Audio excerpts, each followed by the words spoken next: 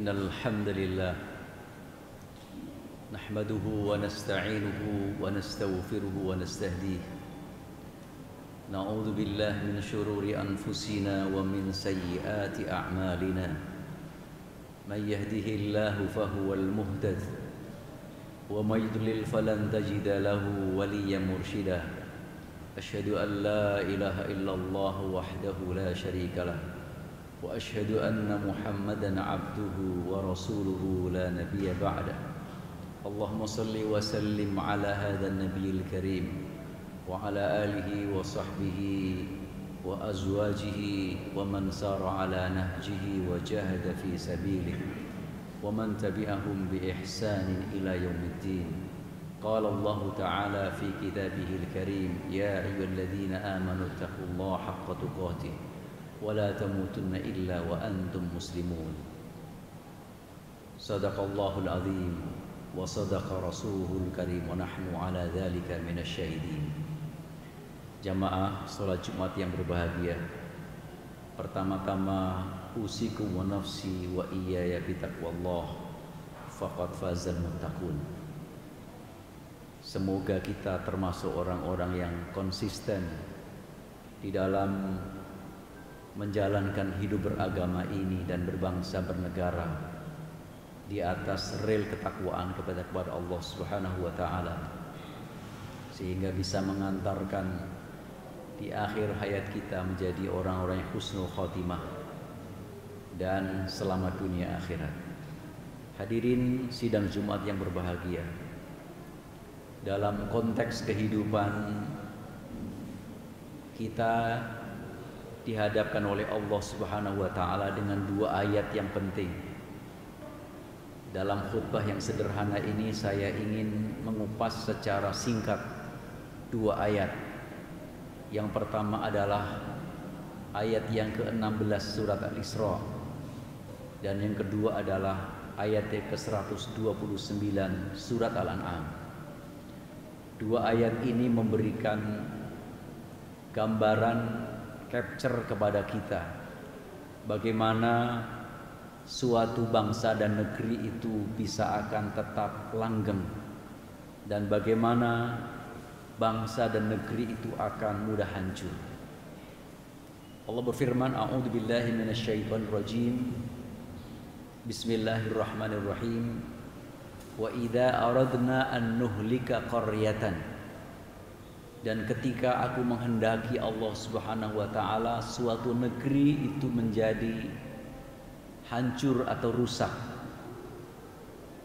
binasa, amarna mutrafiha, maka aku perintahkan kepada para elitnya tetapi membangkang, fafasaku fiha, kemudian mereka justru bertindak perbuatan-perbuatan yang fasik, yang menyimpang aturan dan ketentuan Allah. Fahaqqa alaihil qawlu, maka dipastikan janji Allah akan terbukti. Fadammarnaha tadmira, kemudian Allah hancurkan sehancur-hancurnya. Mayoritas ulama mufassir memberikan makna terhadap ayat ini, kata kuncinya ada di amarna mutrafiha. Diksi amarna mutrafiha itu ada dua versi. Versi yang pertama adalah dalam qiraah jumhur, yaitu dibaca amarna tanpa tasydid, yang artinya Allah perintahkan. Allah memerintahkan apa? Memerintahkan segala ketentuannya untuk demi kemaslahatan manusia dan demi kelanggengan kehidupan kemanusiaan. Siapa yang diperintah? Mutrafiha. Para mufassir menjelaskan al-mutraf, orang-orang yang hidupnya berkecukupan atau orang-orang yang hidupnya hedonis, atau dalam bahasa yang lebih populer adalah elitis atau elit. Karena elit itu adalah kelompok kecil yang spesifik, yang memiliki resources yang berlebih. Apakah itu resources secara material maupun sumber daya manusia maupun yang lainnya. Karena itu kita bisa memaknai mutrofiha itu adalah elit. Elit kekuasaan atau elit ekonomi atau elit kelompok. Jadi yang diperintahkan oleh Allah pertama kali untuk bisa menjadi stabilisator dalam konteks kehidupan itu adalah para elitnya. Agar perintah Allah dilaksanakan, fafasaqu fiha, tetapi membangkang. Al-fisqu mukhalafatu syariatillah, bertentangan dengan aturan Allah. Aturan Allah di negeri kita ada kalanya yang masih genuine dalam Quran, dan ada kalanya yang sudah diturunkan melalui peraturan perundang-undangan. Contoh misalnya korupsi, itu adalah aturan Quran yang sudah diturunkan kepada konteks perundang-undangan. Contoh adalah moralitas. Contoh adalah memberikan hak-hak orang fakir miskin. Contoh misalnya melindungi para ulama, melindungi agama. Contoh misalnya melindungi perempuan. Contoh misalnya melindungi orang fakir miskin lemah. Ini semuanya merupakan ketentuan-ketentuan syariat yang sudah didistribusikan atau sudah diformulasikan ke dalam peraturan perundang-undangan. Ini versi 1, yaitu amarna mutrafiyah. Allah perintahkan tapi ditolak, bersimpangan. Versi kedua, para mufassir menjelaskan amarna. Karena itu dalam qiraat jumhur kita boleh membaca wa idza aradna an nuhlika qaryatan amarna mutrafiha, atau dibaca amarna mutrafiha. Keduanya adalah qiraah jumhur. Keduanya adalah bacaan yang sah dan benar. Kalimat amarna ay aksarna, Allah memperbanyak. Artinya apa? Allah memperbanyak elit yang fasik, elit yang menentang agama, elit yang berseberangan dengan nilai-nilai Allah. Fahaqqa alaihil qawlu, karena elitnya itu sudah mayoritasnya menentang Allah, tidak harus semua, maka fahaqqa alaihil qawlu, maka Allah buktikan janji itu menjadi nyata. Versi ketiga para mufassir menjelaskan amarna ay qaddarna, yaitu merupakan suatu nasib, yaitu kondisi secara alami.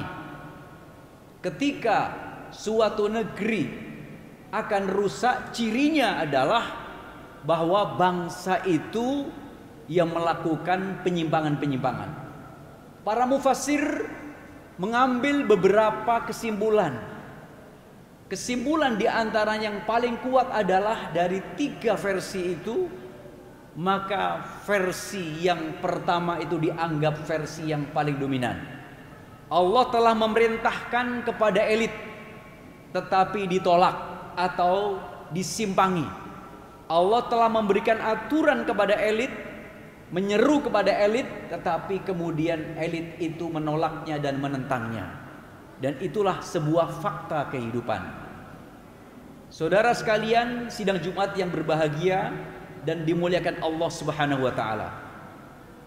Dalam konteks kenapa Allah Subhanahu wa taala juga memunculkan orang-orang elit yang rusak, ini dijawab di dalam surat yang Al-An'am ayat yang ke-129.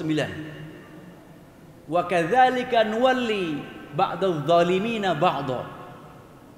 Dan demikian bangsa yang sikapnya zalim, rakyat yang zalim, itu pasti akan dipimpin pemimpin-pemimpin yang zalim. Oleh karena itu Imam Ibnu Ashur di dalam tafsirnya beliau mengutip dari Imam Ar-Razi yang menjelaskan bahwa seakan-akan realitas kepemimpinan itu merupakan fakta nyata dari suara besar dari bangsa dan rakyatnya. Imam Ibnul Qayyim mengatakan bahwa salah satu hikmah ayat ini adalah ketika umat ini ingin baik, ingin dipimpin orang-orang baik, maka seharusnya umat ini harus berusaha keras dan berikhtiar menjadi umat yang baik. Dan ketika umat itu didominasi oleh kezaliman, oleh kerusakan, oleh ketimpangan, maka tentu akan dihadirkan Allah pemimpin-pemimpin yang timpang, pemimpin-pemimpin yang zalim, dan pemimpin-pemimpin yang tidak punya hati nurani. Hadirin sidang Jumat yang dimuliakan Allah Ta'ala, catatan penting dari dua ayat ini menjelaskan kepada kita bahwa bangsa ini akan bisa tetap utuh, bangsa ini akan bisa menjadi bangsa yang besar, dan akan bisa menjadi yang terus eksis di atas permukaan bumi kalau ada perbaikan dari dua sisi secara bersamaan. Pertama adalah perbaikan yang dilakukan oleh elit secara masif. Tidak mungkin semua elit ini akan tunduk dan sama dengan aturan Allah, tetapi kita hanya menuntut dominasinya, mayoritasnya. Apakah dominasi di sini adalah bersifat kuantitas maupun kualitas? Tentu yang paling penting adalah kualitasnya. Apabila ada elit kita itu kemudian orang-orang beriman tetapi mayoritasnya tak berdaya, bukan itu yang dimaksudkan. Akan tetapi bahwa elit yang dimaksudkan itu adalah elit yang memiliki daya, yang memiliki kemampuan, dan memiliki kemampuan untuk melakukan suatu perubahan. Dan yang kedua, bahwa tidak cukup perubahan itu hanya dituntut dari elit, tetapi rakyat dan masyarakat juga harus menyiapkan sebagai bangsa yang baik, yang soleh, supaya menjadi kompatibel antara pemimpin yang baik itu pasti nanti disambut oleh rakyat yang baik, dan rakyat yang baik akan dipimpin oleh pemimpin yang baik. Oleh karena itu, hadirin sidang Jumat yang dimuliakan Allah Subhanahu wa taala, dalam khutbah Jumat yang singkat dan sederhana ini, saya berpesan kepada diri saya sendiri, marilah kita bersama-sama dari sudut manapun, dari kondisi apapun, kita perbaiki diri kita. Kita perbaiki dari diri kita yang paling fundamental. Kita perbaiki hubungan kita dengan Allah, dan kita perbaiki hubungan kita dengan sesama masyarakat dan sesama anak bangsa. Yang kedua, tidak cukup bahwa perbaikan itu hanya dituntut dari bawah, tetapi kemudian perbaikan yang lebih efektif adalah ketika berasal dari atas. Oleh karena itu, ada pepatah mengatakan bahwa ikan itu akan busuk dimulai dari kepala. Ketika kepala ikan itu busuk terlebih dahulu, maka tubuh ikan akan cepat menjadi lebih busuk dan berbau.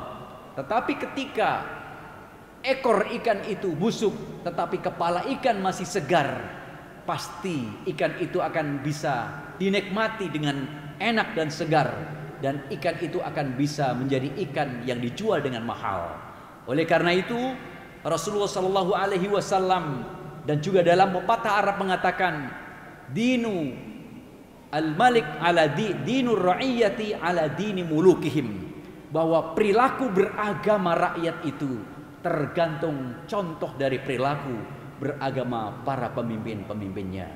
Dan yang paling terakhir ini saya sampaikan bahwa sesungguhnya manusia yang paling dekat di sisi Allah nanti di akhirat adalah seorang imamun adilun, yaitu pemimpin yang adil. Dan manusia yang paling jauh dari Allah SWT di akhirat yaitu imamun jairun wa zalimun, yaitu seorang pemimpin yang zalim dan seorang pemimpin yang tidak memiliki hati nurani. Dari semua tek-tek itu saya mengajak kepada pribadi, kepada siapapun yang mendengar khutbah ini, dan kepada seluruh stakeholder bangsa dan negeri ini, dan kepada pemimpin-pemimpin negeri ini dari paling atas sampai paling bawah, mari kita harus beranikan diri untuk koreksi diri kita, dan beranikan diri untuk memperbaiki diri kita. Dan saat ini dunia sedang ditantang adanya satu COVID-19 yang sungguh luar biasa. Jika diramalkan bahwa COVID itu akan berakhir dalam waktu 2 tahun, maka itu setelah berjalan 1 tahun nampaknya teori itu menjadi diragukan kembali. Dan bahkan bisa diprediksi lebih dari 5 tahun.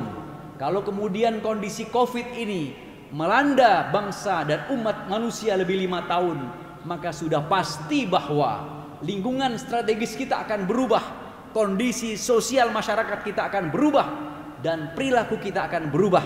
Karena itu seharusnya perubahannya tidak menjadi lebih buruk, tetapi perubahannya kembali kepada Allah Rabbul Alamin. Kenapa? Karena COVID yang tidak tampak ini, COVID yang begitu kecil ini, COVID yang sebenarnya melanda tapi kemudian tidak bisa dipersonifikasi, tidak bisa jelas, namun itu kemudian menyerang manusia dengan tanpa peduli dan lintas negara. Dan bahkan teknologi yang paling canggih hari ini sekalipun tidak mampu menghadapi COVID yang begitu sangat sederhana dan tidak tampak. Kenapa? Karena itu merupakan pasukan Allahu Rabbul Alamin. Walillahi junudus samawati wal ard wa kana Allahu aliman hakima. Allah memiliki pasukan di langit dan di bumi, dan Allah Maha Alim, Maha tahu, Hakimah, Maha bijak. Walillahi junudus samawati wal ard wa kana Allahu azizan hakima.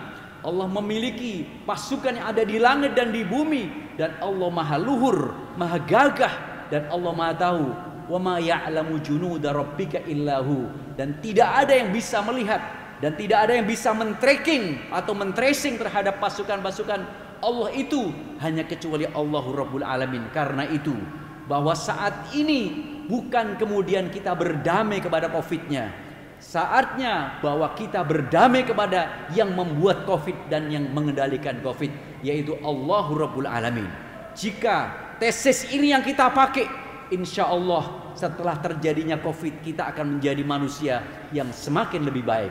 Tapi ketika yang kita pakai adalah tesis adalah teknologi akan bisa menghadapi, lalu kemudian berbagai macam upaya-upaya protokol kesehatan maupun vaksin dianggap mampu mengatasi, maka manusia akan semakin congkak dan semakin sombong. Dan karena itu saya khawatir an-nuhlika qaryatan mutrafiha fafasaku fiha fahaqqa 'alaihal qawlu fadammarnaha tadbira. Dan ketika bangsa dan kemudian umat anak manusia semakin menyimpang dan semakin jauh dari Allah Subhanahu wa taala, maka janji Allah berupa kehancuran suatu bangsa akan semakin pasti. Dan na'udzubillah, mudah-mudahan kita tidak termasuk umat yang ada dalam ancaman-ancaman ini. Wa amin ya rabbal alamin. A'udzubillahi minasyaitonir rajim. Wal 'asri innal insana lafi khusrin illa alladziina aamanu wa 'amilus shalihat wa tawassaw bil haqqi wa tawassaw bis sabr. Barakallahu li wa lakum fil Qur'anil 'azim wa nafa'ani wa iyyakum minal ayati wa dhikril hakim. Fataqabbala minni wa minkum tilawatahu innahu was-sami'ul 'alim wastaghfiruhu innahu wal ghafurur rahim. Allahumma anta la ilaha illa anta.